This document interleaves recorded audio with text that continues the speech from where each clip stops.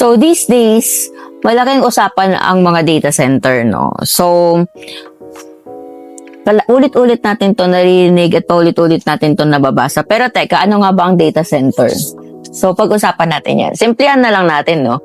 So, ang isang data center is isang facility kung saan tayo ay nag-i-imbak at nagpo-proseso or nag-store at nagpo-process ng mga data natin. Para itong isang computer room kung saan libo-libong server ang tumatakbo 24/7. Ito yung fact na hindi natin namamalayan na lahat tayo gumagamit at nakikinabang dito. So, everything that you do online is dumadaan sa isang data center. So, if you are using your GCash, check your GCash balance, transfer, online shopping, TikTok, if you do your Netflix,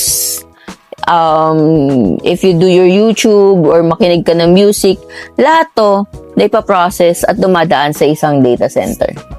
Galing, no? So, if you think yung issue about data center is just techie stuff, I just like you to think again. Kasi even yung online services ng government natin is nakasalalay din dito sa isang data center. Pero alam niyo ba na 90% ng government data natin dito sa Pilipinas ay kasalukuyan naka-host abroad?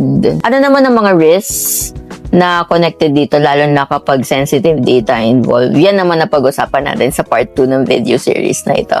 Kung ako sa'yo, share and follow for more. Cheers!